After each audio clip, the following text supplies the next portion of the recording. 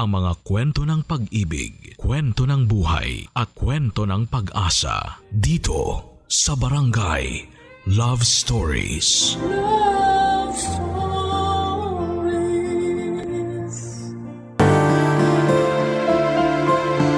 Nakakalimot ang isip, ngunit hindi ang puso. At kahit na sa mga alaala na lang natin mababalikan ang nakaraan, malaking bahagi pa rin ito ng ating kasalukuyan. Ikaw kabarangay, meron ka bang alaala na hindi mo malilimutan?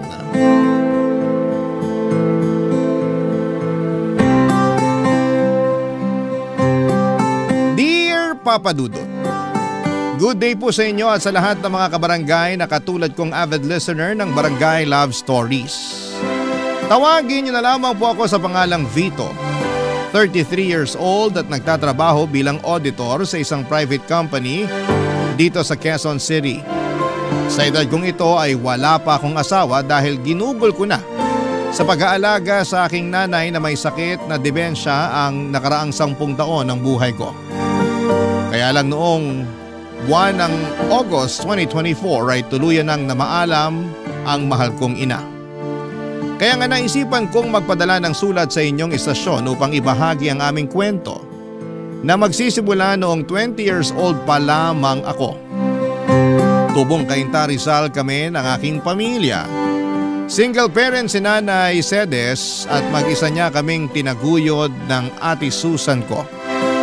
Mananahi siya sa isang garment factory sa Taytay.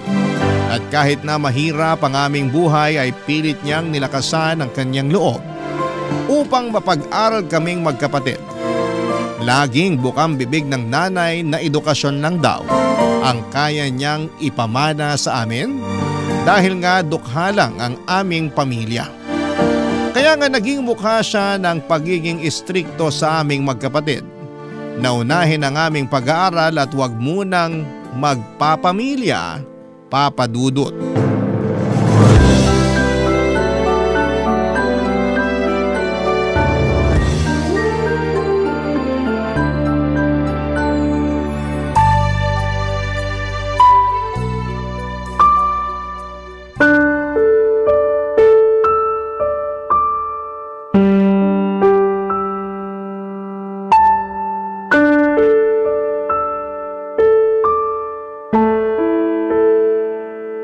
Naman to, Vito? 2 major subject mo pa talaga yung 3? Tapos yung iba rito ay puro na 2? Sigurado ka bang makakagraduate ka nito? Opo, Nay. 5 naman po yung bagsak. Wala naman po akong 5 dyan. Wala ring incomplete. At talagang pinagmalaki mo pang wala, ano? Hindi po ba dapat? Hindi talaga, kasi kahit walang 5 rito, ang baba pa rin ito. Kumbaga, katumbas ito ng mga gradong palakol nung elementary at high school. Pasensya na po kayo. Yan lang po kasi talaga ang kinain ng utak ko. Pasensyahin mo mukha mo. Mababago ba nun tong mga grado mo? Saka kaya siguro ganito to kababa kasi hindi ka naman talaga nag-aaral. Oo, pumapasok sa eskwelahan at nanghihingi ng baon. Pero baka hindi naman talaga doon ang punta mo. Saan naman po ako pupunta kung hindi sa eskwelahan? Saan pa ba? Di sa bilyaran? O di kaya doon sa computer shop? Naku, wag ka nang magsinungaling. Nakita ka nga ng Ate Susan mo sa mga lugar na sinasabi ko. Nagpapaprint lang po ako sa computer shop. Hindi po ako tumatambay doon o naglalaro. Talaga lang ha? Pexman! Yung sa bilyaran?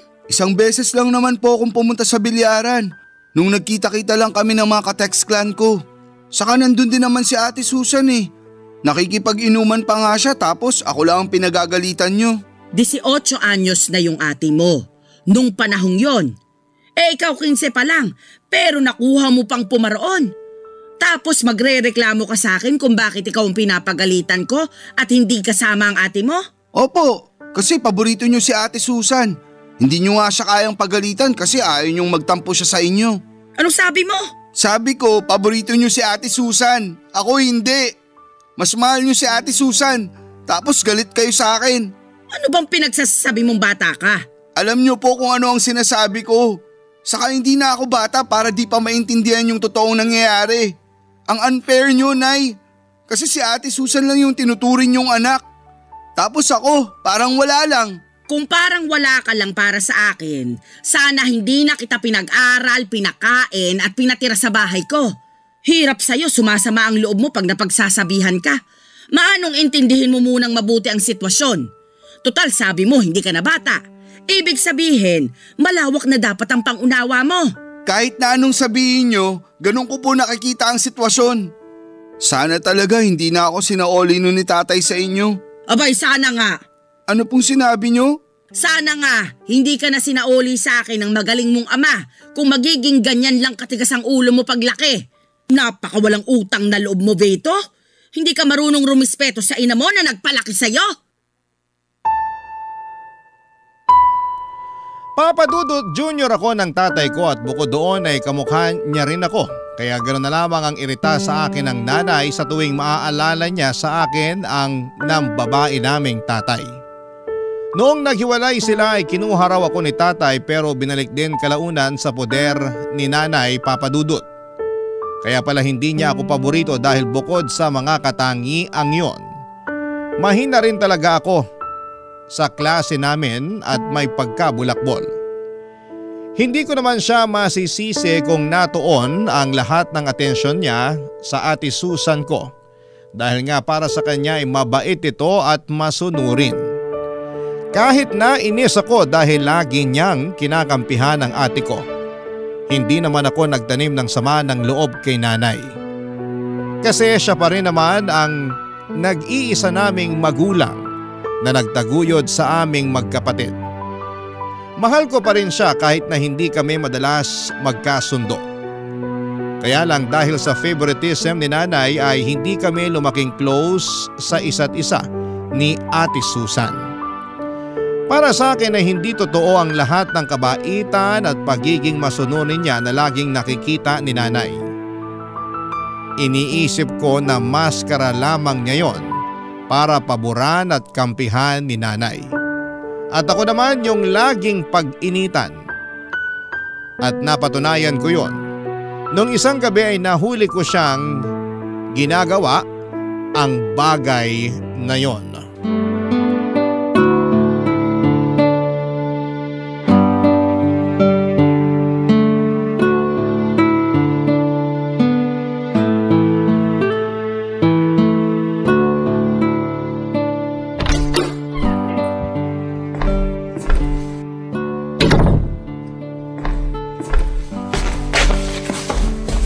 Bakit ngayon ka lang, Ate Susan? Anak naman ang tinapa, Vito. Bakit gising ka pa? Alauna na madaling araw, oh. Alam ko, marunong akong tumingin ng oras. Bakit nga gising ka pa? Kasi nakita ko kayo. Ha? Nakita ko kayo nung kasama mong lalaki na naghalikan sa tapat ng bahay natin. Siguro boyfriend mo yun, no? Eh ano naman ngayon sa'yo kung oo? Lagot ka kay nanay. May boyfriend ka na. Bakit ako lagot? Eh nasa tamang edad na ako. Baka kung ikaw ang magka-girlfriend, ikaw pang malagot. Malamang, kasi paborito ka ni nanay kesa sa akin. Buti alam mo. Kaya kung ako sa'yo, itulog mo na lang yan. At kalimutan mo na lang yung nakita mo. Oh, bakit kising pa kayong dalawa? Nay, si ate po kasi… Nay! Ano ba kasi yon? Bakit mo naman tinatakpan ang bibig ng kapatid mo, Susan? Kasi po, aray! Itiwan mo kasi ako! Nay, si Vito! Kinagat po yung daliri ko! Ano? Patingin nga ako! Naku! May bakas pa ng ngipin ng kapatid mo. Bakit mo yun ginawa sa ate mo? Napakabastos mo, Vito! Wala po akong ginagawa. Si Ate Susan nga yung may ginagawa eh. Anong ibig mong sabihin? Kasi po… Mabuti pa po matulog na tayo. Huwag niyo na kausapin niyang si Vito kasi malamang kung ano-ano na namang kalukuhan ang sasabihin niyan. Anong puro kalokohan? Ang sabihin mo, natatakot ka lang malaman ni nanay ang totoo. Ano ba kasi yung totoo na yon? Sabihin mo nga sa akin. Huwag niyo na po kasing alamin yun. Wala lang po yun. Eh kung wala lang yon, hindi ka dapat matakot. O ano na, Vito? Naiinip na ako sa sasabihin mo. Nakita ko pong may kahalikang lalaki si Ate Susan kanina. Hinatid po siya dito nun sa bahay. Tapos inamin ni ate na boyfriend niya yun. Ano ka mo? Totoo ba yung sinabi ng kapatid mo? Siyempre po hindi. Anong hindi? Eh galit nga si nanay sa mga sinungaling. Kaya bakit ako magsisinungaling? Totoo yung sinabi ko. Kitang-kita ng dalawa kong mga mata. Tumigil ka na nga! Napakasumbongero mo. Huwag mong pagdiskitahan ng kapatid mo. Kausapin mo ako, Susan. Ano pa po bang pag-uusapan natin alam ko na kung saan yun pupunta. Kung ganon, totoo nga na may boyfriend ka na? O may... Kabilin-bilinan kung wag na wag ka munang magbo-boyfriend. Pero hindi mo ako sinunod. Ilang buwan lang naman gagraduate ka na sa kolehiyo. Hindi ka pa talaga nakapaghintay. Sawang-sawa na ako maghintay at sundin kayo. Puro na lang kayo pagbabawal na para bang mapapasama ako pag nag-boyfriend ako. Nakakapagod na kayong sundin. Ikaw pa talagang napagod ako. Tinanong mo ba kung ayos lang? Ang tanging hiling ko lang naman ay magtapos muna kayo ng pag-aaral ni Vito bago kayo makipagrelasyon. Akala ko pa naman naiintindihan mo, pero mas masahol ka pa sa kapatid mong matigas din ang ulo. Bakit na naman po ako nasali sa usapan? Si Ate Susan po yung may kasalanan. Kaya siya lang ang dapat niyong pagalitan. Damay ka na doon dahil pareho kayong pasaway at sakit sa ulo ko.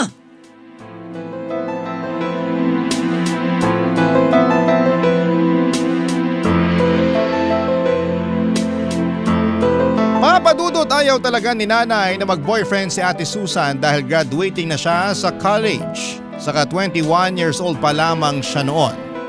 Pakiramdam kasi ni nanay lahat ng mga lalaki ay manloloko katulad ng tatay namin.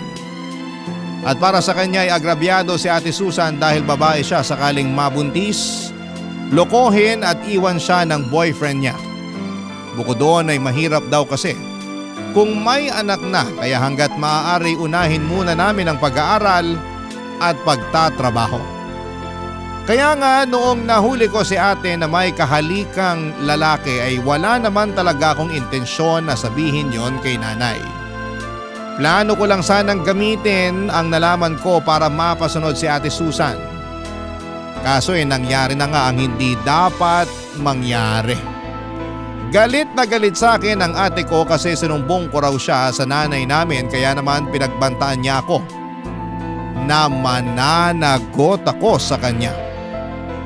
Nung una, papadudot ay hindi ko pinansin ang pagbabanta niya dahil ako naman ang pwede niyang gawin. Kaya lang isang araw nang pauwi na ako galing sa eskwelahan ay may grupo ng 3 lalaki na humarang sa akin. Yung isa doon ay namukhaan ko na lalaking kahalika ng ate ko. Siya yung humablot sa bag ko at nagdala sa akin sa may talahiban. Siya rin ang tumulak sa akin sa may putikan. Yung isa naman ay sumipa sa akin sa tiyan tapos yung isa naman ang sumabunot sa akin. Pagkatapos noon papadudot ay tuluyan na nila akong binugbog upang turuan daw ng leksyon. Barangay Love Stories. Barangay Love Stories. Papadudot hindi naman ako napuruhan sa pambubugbog sa akin ng boyfriend ni Ate Susan kasama ng mga tropa nito. Tinuruan lang daw nila ako ng leksyon dahil masyado akong madaldal. Kaya lang na-trauma naman ako. Alam ko na si ate ang may pakana ng mga bagay na yon kaya naman galit ako sa kanya. Hindi ko siya pinapansin kapag nasa bahay kami o kung minsan ay padabog ko na lamang na sinusunod ang mga utos niya para wala ng gulo. Wala rin naman kasing kwenta kung sasabihin ko pa kay nanay ang nangyari dahil baka lalo akong mapasama. Samantala ay pinagpatuloy lang ng kapatid ko ang pagbo-boyfriend kahit tutol si nanay. Sa uli wala na rin naman siyang nagawa at pinagbigyan na lamang ang paborito niyang anak. Naging legal pa nga sila ng boyfriend niya sa bahay. Kapag andon ang mga ito kasama si ate ay nanginginig ang tuhod ko sa sobrang takot. Madalas nagdadahilan na lamang ako para makaalis ng bahay, wag lamang silang makasama. Mabilis na lumipas ang 2 buwan at merong pinagtapat sa amin ni nanay, itong si Ate Susan.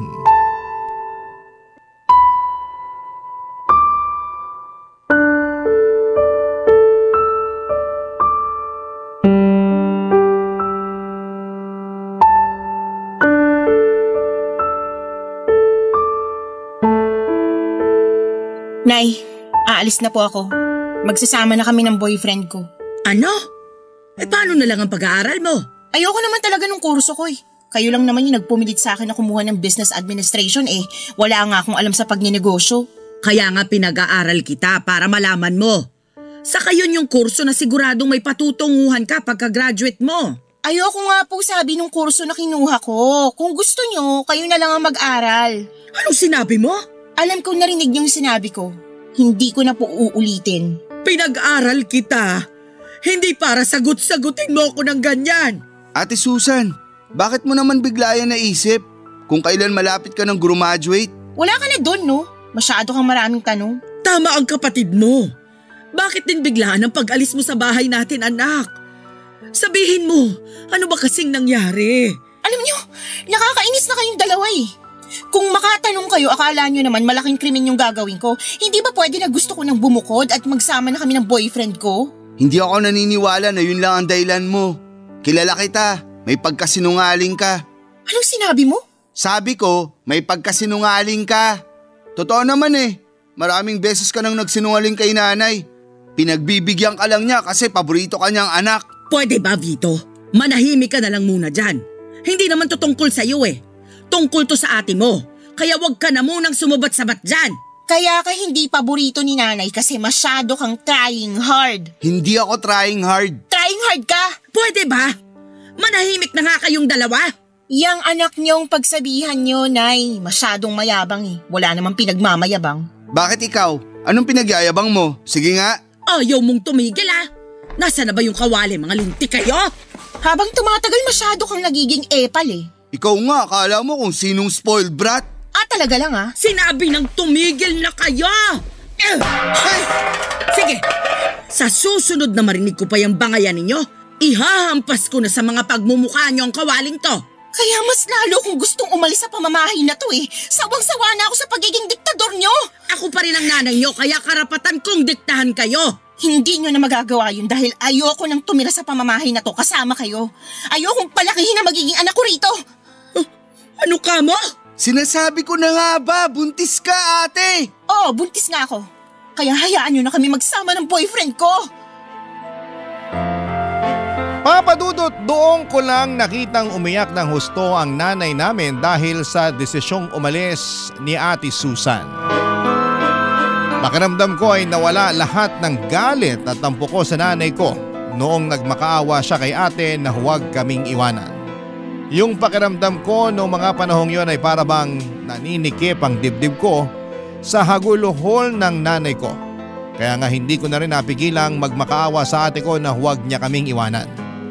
Pero naging bingit bulag si Ate Susan sa pag-iyak at pagmamakaawa namin ni nanay. Sinabi niya na nasa tamang edad na siya para magdesisyon sa sarili niya at gawin ang kagustuhan niya. Tinuloy niya pa rin ang pag-alis at pakikisama sa boyfriend niya. Ang balita namin, umuwi raw sila sa probinsya ng lalaki sa Albay, Bicol. Pero pagkalipas ng 1.5 taon ay nagulat na lamang kami ni nanay nang sumulpot sa bahay si Ate Susan. Dala ang anak niya upang ipaalaga sa nanay namin. At doon nga niya sinabi sa amin ang nangyari sa kinakasama niya, Papa Dudut.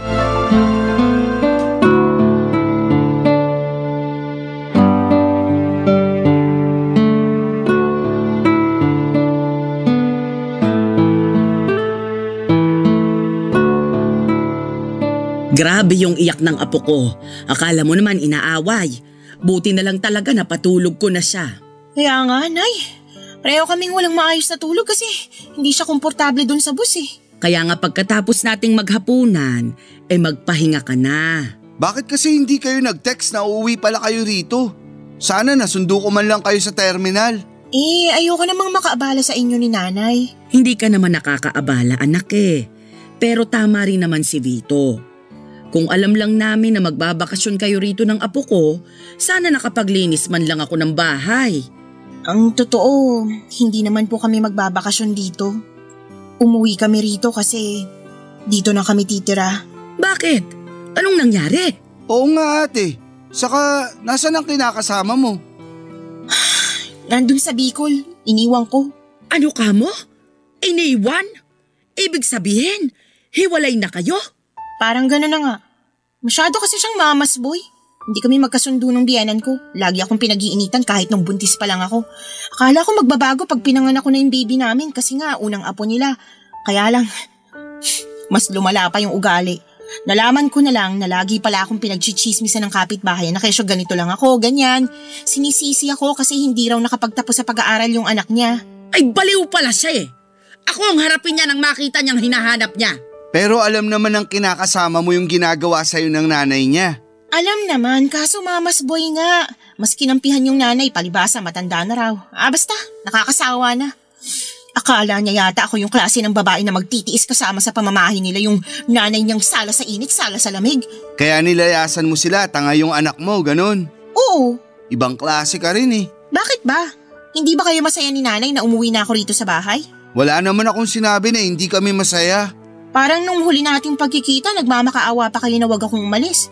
Ngayon na nandito na ako kasama yung anak ko, para namang pinagsakloban ng langit at lupa yung mga mukha niyo. Huwag mo na lang pansinin si Vito. Lagi namang mukhang pinagsakluban ng langit at lupa yung mukha ng kapatid mo eh. Basta anak, masayang masaya ako kasi sa wakas, nandito na ulit kayo sa bahay ng apo ko. Sobrang miss ko na kayo, naku lalo ka na. Miss ko na rin po kayo, Nay. Ano nang plano mo ngayon? Pwede bang bukas na lang ako magplano? Kasi kita mo na ngang pagod na pagod kami ng anak ko sa biyahe, makatanong ka dyan. Huwag ka mag-alala kasi may pera naman ako na itatabi. May pang-ambag ako kahit man lang sa pagkain natin. Akala mo yata nagbakasyon na ako dun sa Bicol. Nagtitinda-tinda naman ako ng ice candy tsaka yelo nung summer, kaya kahit papano may kinita ako. Kung yun ang inaalala mo.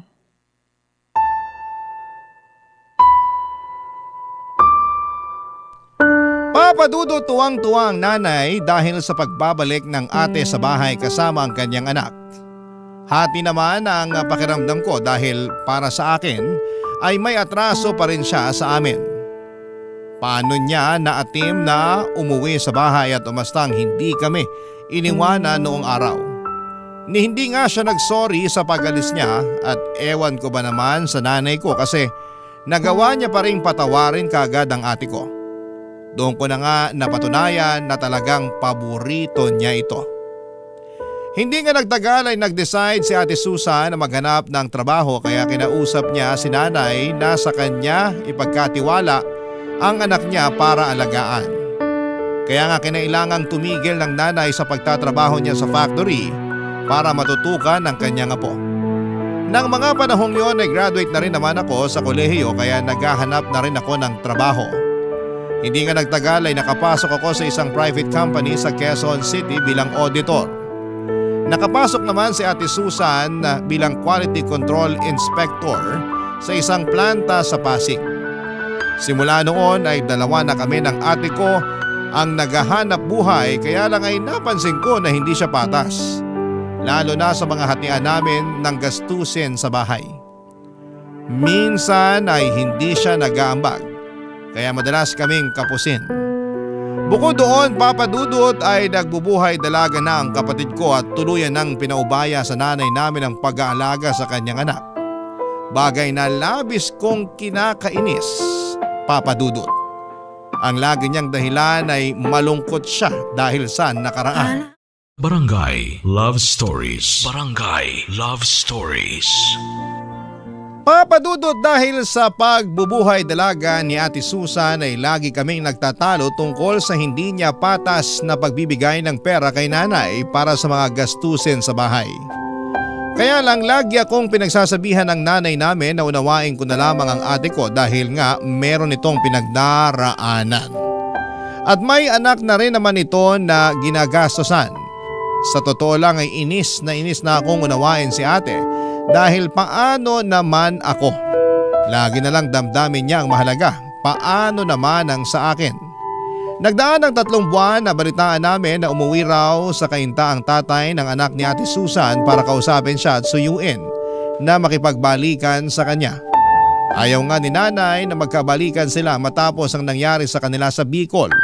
Kaya lang ay hindi naman namin hawak ang pag-iisip ni Ate Susan. Sa huli ay nagkapatawaran sila ng kinakasama niya at nagdesisyon na mag-live-in ulit, Papa Dudut. Dahil doon ay nagalsabalutan ang kapatid ko at naulit na naman ang senaryo noon kung paano niya kami iniwan ni Nanay, Papa Dudut.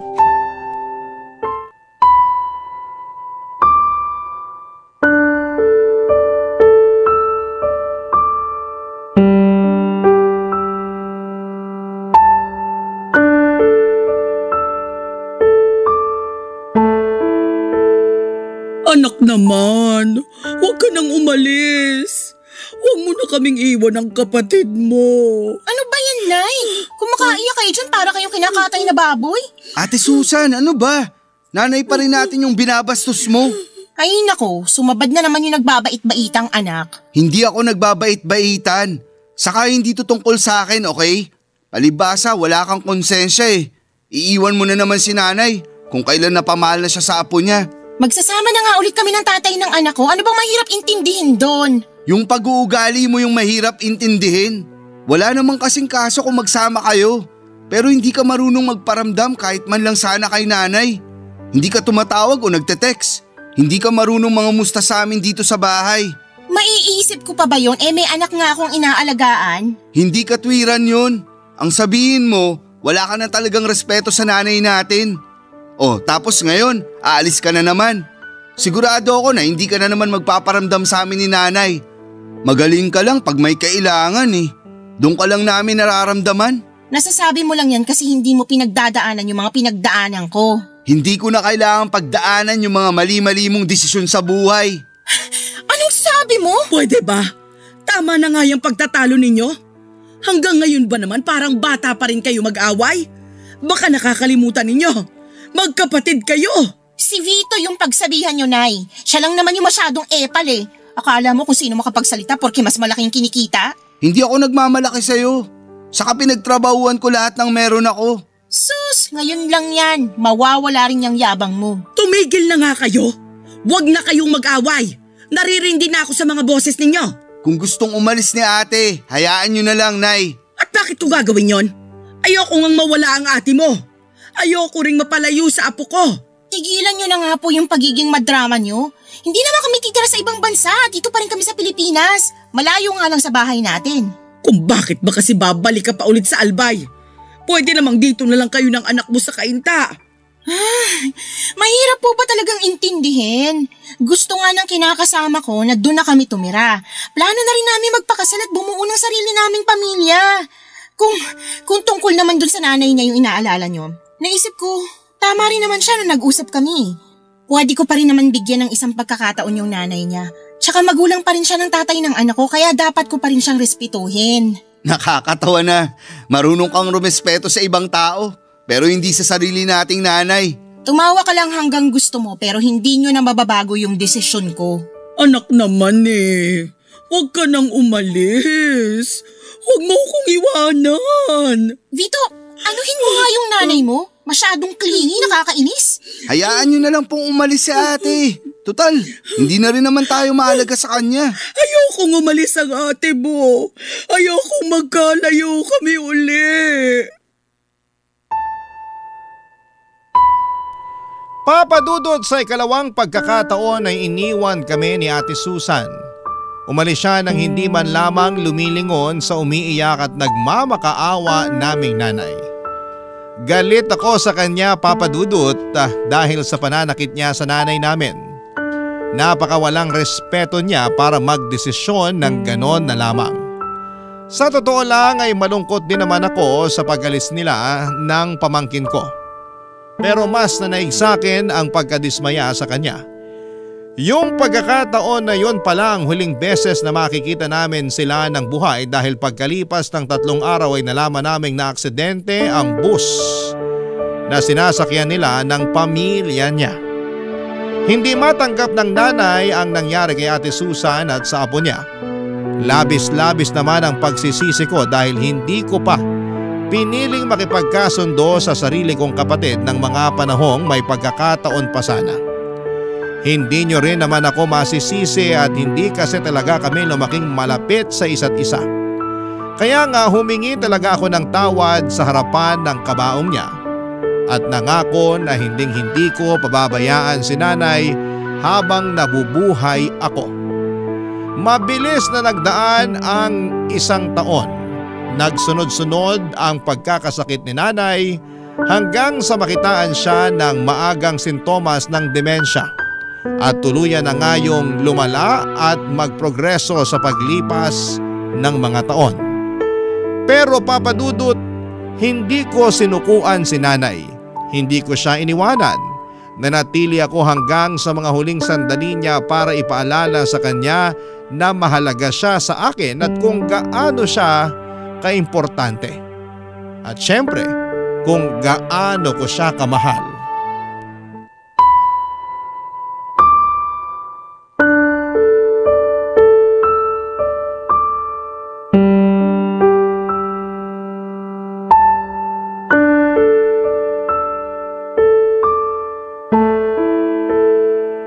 Nay?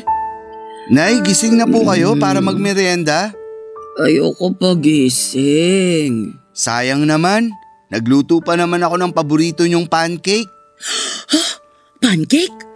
Nasaan pancake ko? Ito po oh, hinati ko na yun ng maliliit para isusubo niyo na lang.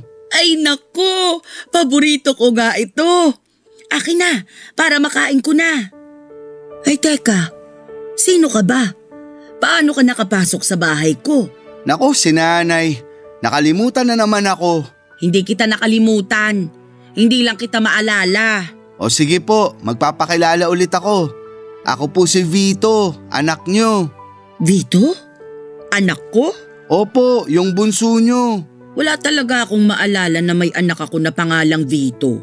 Pero meron akong naaalala na may anak ako. Kaya lang hindi Vito ang pangalan niya. Ano po? Susan! Ah, si Ate Susan po. Oo! Nasaan na ba si Susan? Parang matagal ko nang hindi nakikita yung anak kong yun. Kasi po. Kasi ano?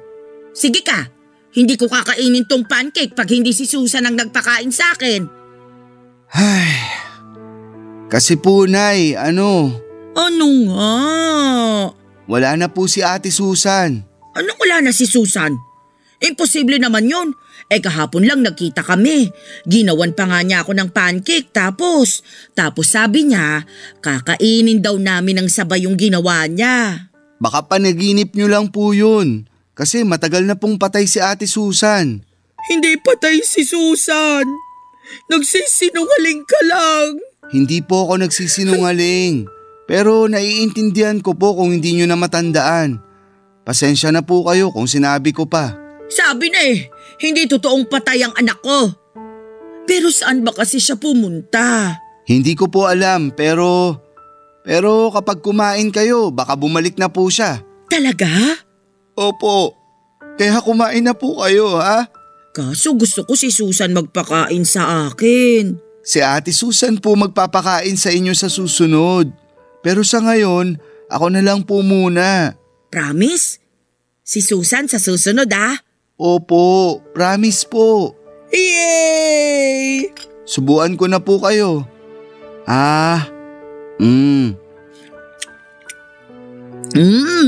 Sarap talaga ng pancake.